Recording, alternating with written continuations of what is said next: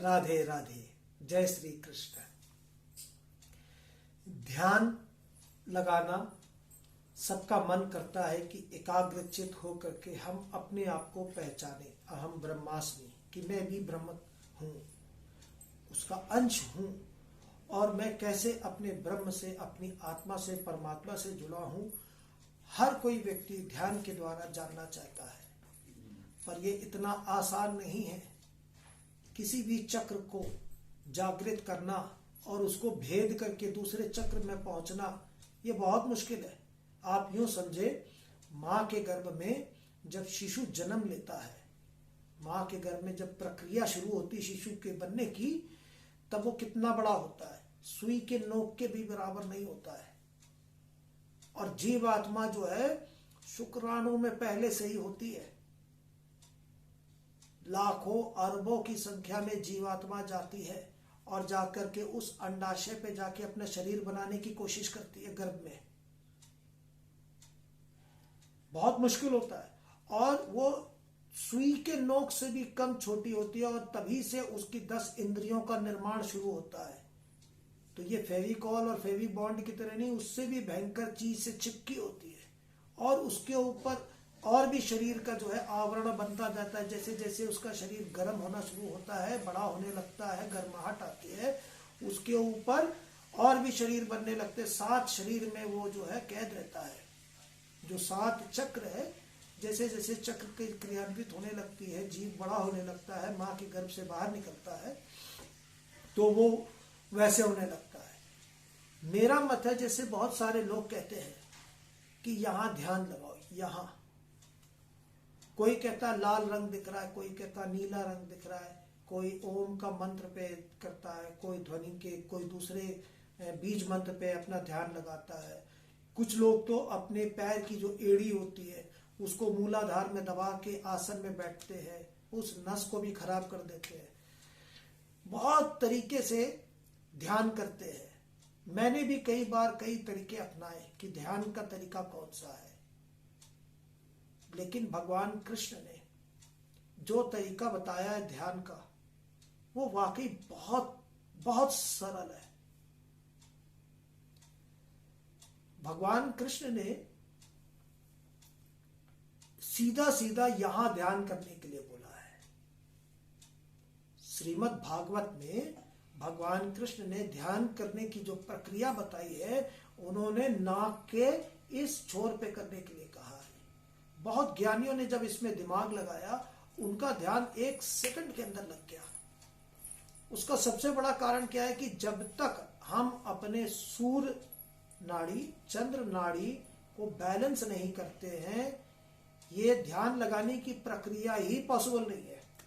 आप यहां पर लगा दीजिए, 10,000 साल लगा दीजिए, कुछ नहीं होता। ये तो टीवी स्क्रीन है, ये टीवी स्क्रीन है, यहां से थोड़ी ना होता है।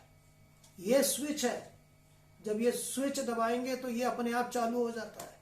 यहां ध्यान लगाने में समय बर्बाद मत करो, उल्टे सीधे आसन लगाने में समय बर्बाद मत करो। ध्यान लगाना है तो बहुत सिंपल है। ये दाहिनी वाली सूर्य नाड़ी, इसको भगवान राम बोलना, राम, ये राम जी है। लेफ्ट वाली चंद्र नाड़ी, इसको भगवान कृष्ण बोलना। राम सूर्यवंशी, कृष्ण चंद्रवंशी। राम और कृष्ण, ये दोनों नाड़ी बैलेंस जब आप कर लोगे, और इसको बैलेंस करके रामदेव जी ने ना जाने कितने भयंकर से भयंकर रोगियों को ठीक कर दिया, कैंसर जैसे मरीजों को भी ठीक कर दिया, सिर्फ इसको विलोम विलोम करके। आपको कोई भी ध्यान करना हो, मंत्र का करना हो, कुछ भी करना हो, मैं तो कहता हूं कि जो मंत्र है, महामंत्र है, हरे राम राम राम हरे हरे, हरे कृष्ण कृष्ण कृष्ण हरे हरे, इसी मंत्र को करो। वाकई जादू है इस मंत्र में। या जिन लोगों के ऊपर सिर्फ भयंकर नकारात्मक ऊर्जा जिनके ऊपर है, वो राम नाम करे, क्योंकि जिनकी नकारात्मक ऊर्जा है वो ऐसे रख के देख ले, सिर्फ उनकी चंद्र नाड़ी चलती है, सूर्य नाड़ी बंद हो जाती है। सूर्य नाड़ी बंद होने का मतलब कि आपका नकारात्मक ऊर्जा प्रभावी है। आप राम नाम का जाप करो और सिर्फ इसी पे ध्यान दे दो, आपकी जो है नकारात्मक ऊर्जा समाप्त। ब्रह्म मुहूर्त में उठने के लिए क्यों कहा जाता है? ब्रह्म मुहूर्त में कभी भी आप उठ के देखेंगे सिर्फ आपकी ये सूर्य नाड़ी यानी राम जी चलते रहते हैं, और उस समय जो भी आप सोचते सारे काम सही हो जाते हैं। इसीलिए पुराने जमाने में ब्रह्म मुहूर्त पे लोग उठते थे।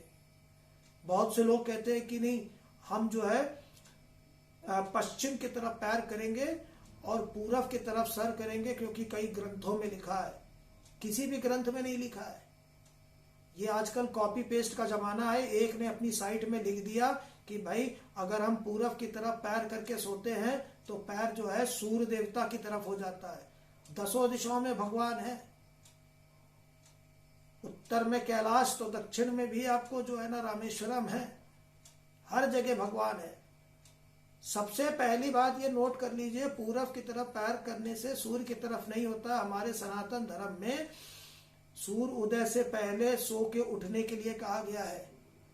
नहा धो करके उगते हुए सूर्य को जल चढ़ाने के लिए कहा गया। 9 बजे उठ के सूर्य को जल चढ़ाने का विधान नहीं है हमारे यहाँ। सूर्य उदय होने से पहले, गर्मियों में 4 बजे 4:30 बजे उठते, 5:15 बजे सूर्य उदय हुआ, नहा धो करके भगवान की पूजा से पहले वो सूर्य को जल चढ़ा देते। सर्दियों में 6:30 बजे, वो 5 बजे उठ जाते, 6 बजे तक सूर्य उदय होता है, तब तक वो नहा धो चुके होते। सूर्य उदय हो रहा है, आप उनकी तरफ पैर करके सो रहे हैं। ये जो तर्क लगाते हैं लोग कि पश्चिम की तरफ पैर करो, पूरब की तरफ पैर मत करो क्योंकि सूर्य उदय होते हैं, हमारे सनातन धर्म में ये भी है कि आप सूर्य उदय होने से पहले उठ जाए, नहा धो ले, नित्य कर्म कर ले, और सूर्य उदय होने पे उनको जल चढ़ाए और पूजा अर्चना करें। राधे राधे, जय श्री कृष्ण।